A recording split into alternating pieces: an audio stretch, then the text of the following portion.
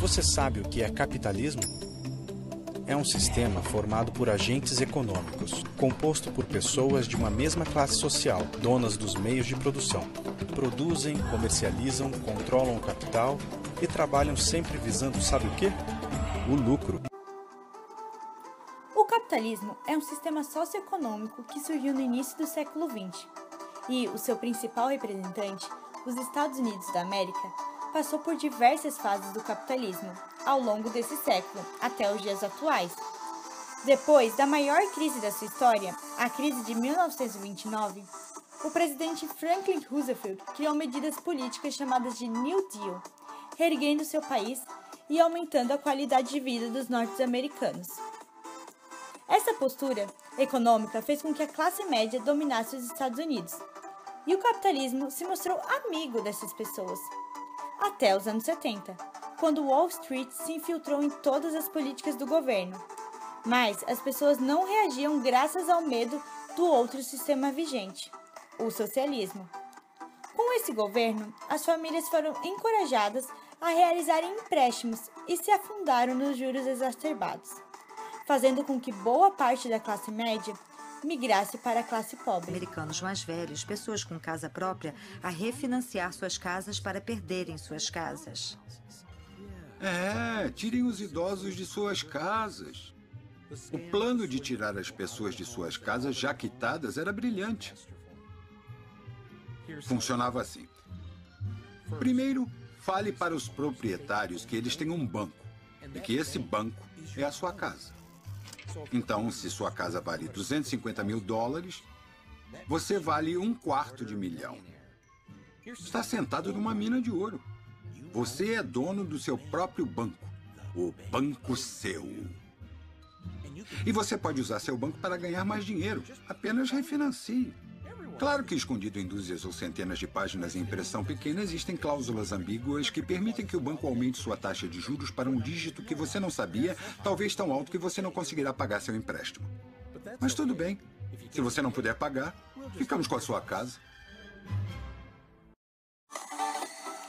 O desalojamento das famílias com a casa hipotecada é um dos exemplos dos maiores temas para a construção de uma crítica a esse sistema. Mas não é só nos Estados Unidos que o capitalismo atua.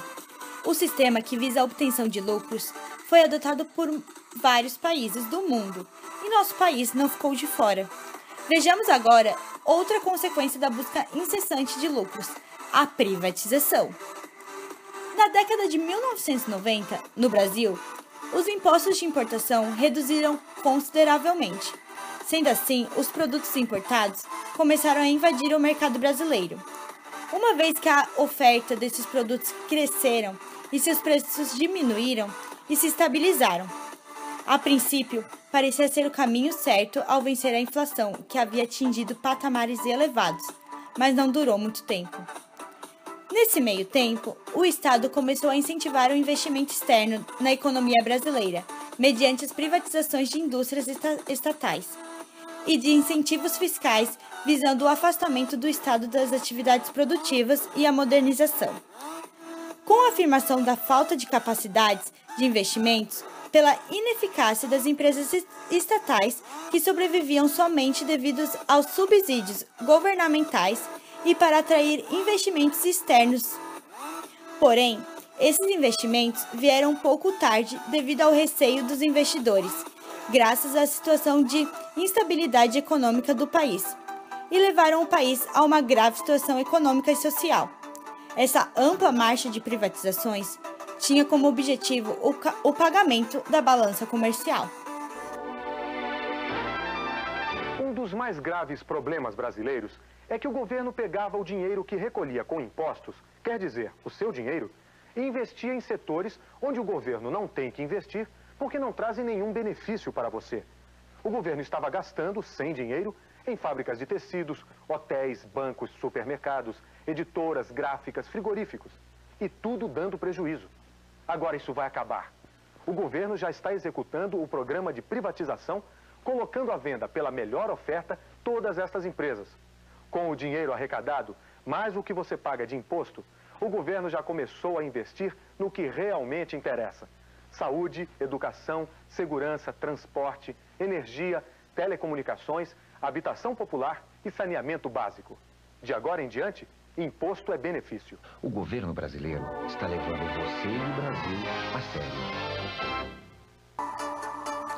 O Consenso de Washington teve relação direta com as privatizações no Brasil, realizado em 1989, que apresentavam a adoção do neoliberalismo como uma solução para os países subdesenvolvidos, com várias recomendações, instruídos pela FMI, que funcionavam como um instrumento de pressão internacional. No Brasil, essas medidas foram difundidas, ganhando destaque às privatizações. Esta medida adotada pelo governo não foi propícia às indústrias nacionais, as quais, muitas que não conseguiram seguir o ritmo das empresas estrangeiras, fecharam ou se associaram às multinacionais, e as altas taxas de juros internos atraíram capitais especulativos e não capitais produtivos, elevando a dívida a um valor superior aos conseguidos com a venda de empresas estatais. Além disso, algumas empresas estatais, com a Companhia Vale do Rio Doce, eram empresas lucrativas e competitivas. A seguir, um resumo das principais etapas das privatizações ocorridas no Brasil, com base em informações fornecidas pelo Banco Nacional de Desenvolvimento. Década de 1980. Privatização de quase 40 empresas, todas de pequeno porte. 1990. Criação do Plano Nacional de Desestatização. 1990 a 1992. Venda de 18 empresas atuantes no setor primário da economia, com ênfase no setor siderúrgico. Foi gerada uma receita de 4 bilhões de dólares. 1993. Privatização da CSN, Companhia Nacional de Siderúrgica. 1995. Criação do Conselho Nacional de Desestatização. 1996. Arremate de mais de 19 empresas, com uma arrecadação de 5,1 bilhões de dólares. Privatização da Light, empresa do setor de eletricidade. 1997. Venda da Vale do Rio Doce. Privatização de vários bancos estaduais, alguns federalizados antes da venda. Início do processo de privatização do setor de telefonia. 1998.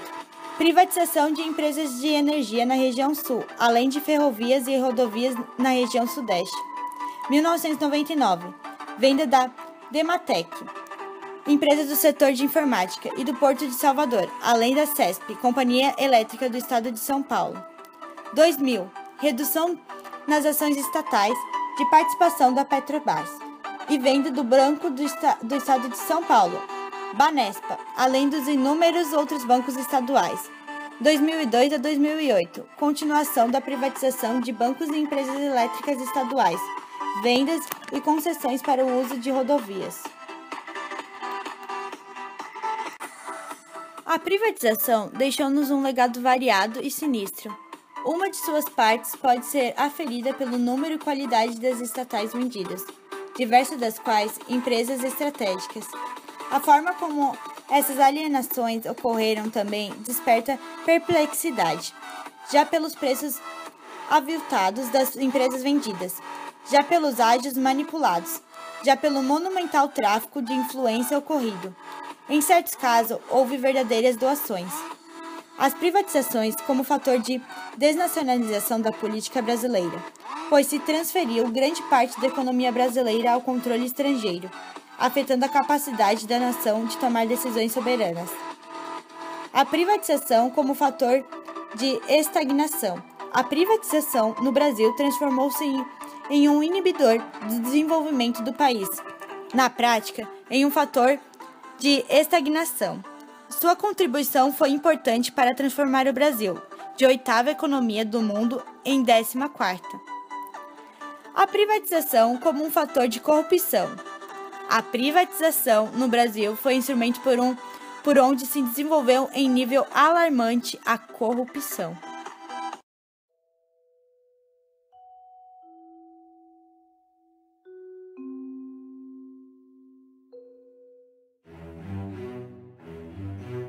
modelo de substituição de importações implementado em grande parte dos países da América Latina no período pós-guerra acelerou um processo de industrialização que estava destinado a satisfazer quase exclusivamente as necessidades do mercado interno. O papel ativo do Estado tem uma importância decisiva nesse processo, investindo em obras de infraestrutura, expandindo os serviços públicos, produzindo bens. No final da década de 80, surge um discurso neoliberal com duras críticas ao Estado desenvolvimentista e com a propaganda feroz gabando as bondades do mercado.